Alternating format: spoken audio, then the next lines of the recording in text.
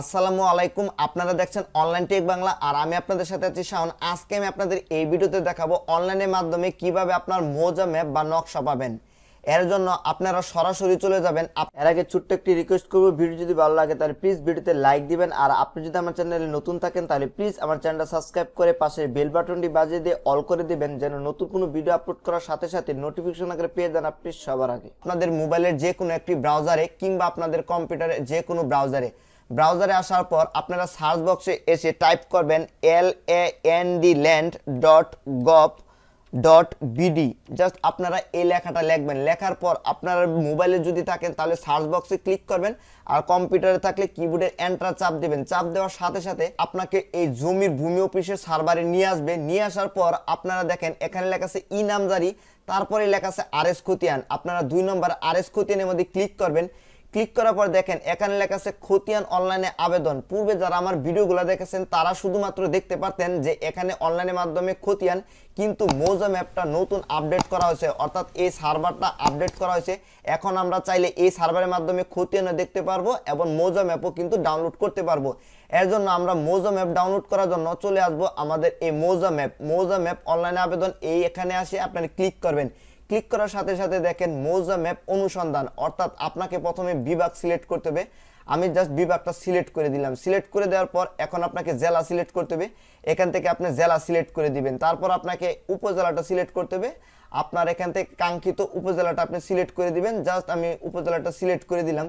Select করে দেওয়ার পর এখন আপনার মৌজা সিলেক্ট করতে হবে। জাস্ট এখান থেকে আপনি মৌজাটা সিলেক্ট করে দিবেন। আমি জাস্ট মৌজাটা সিলেক্ট করে দিলাম। সিলেক্ট করে দেওয়ার পর এখন যদি চান যে আপনার নির্দিষ্ট জমির দাগ নম্বর, এখানে আপনি ক্লিক করতে পারেন, কিংবা মৌজা ম্যাপ অনেক বড় হতে পারে, সিট আকারে থাকে, আপনি চাইলে আপনার পছন্দের সেই সিটটাও আপনি চুজ করে দিতে পারেন। দেওয়ার পর এখান থেকে ছোট্ট একটা যোগফল করতে হবে।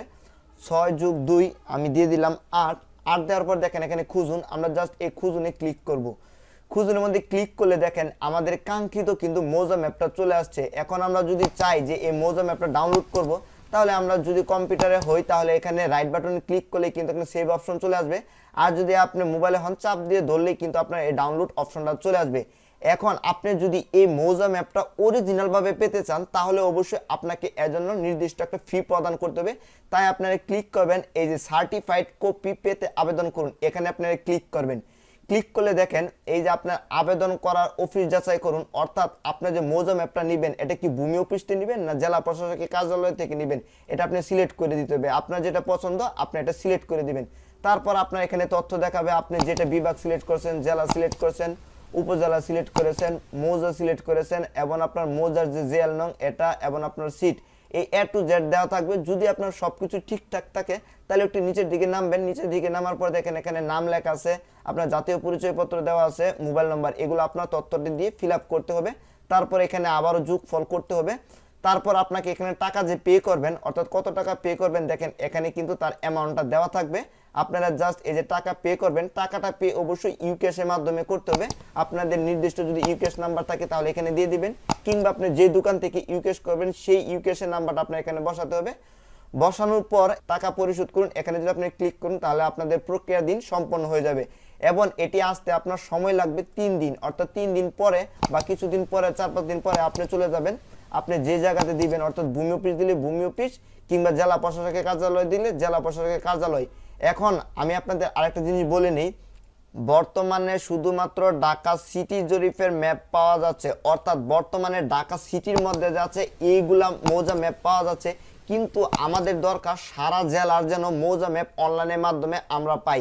তাই আমাদের উচিত এই ভিডিওটি আমাদের ফেসবুক ওয়ালে এবং মেসেঞ্জারে বেশি বেশি করে শেয়ার করি, যেন সরকারের ভূমি মন্ত্রণালয়ের কর্তৃপক্ষের জন্য দৃষ্টি আকর্ষণ হয়। ভিডিওটি যদি আপনার কাছে ভালো লাগে তাহলে প্লিজ ভিডিওতে লাইক দিবেন, আর আপনি বর্তমানে কোন জেলাতে আছেন অবশ্যই কমেন্ট করে জানাবেন। আর আপনি যদি আমার চ্যানেল এখনো সাবস্ক্রাইব না করে থাকেন তাহলে প্লিজ আমার চ্যানেলটা সাবস্ক্রাইব করে পাশের বেল বাটনটি বাজিয়ে দিবেন, যেন নতুন কোনো ভিডিও আপলোড করার সাথে সাথে নোটিফিকেশন আকারে পেয়ে যান আপনি সবার আগে।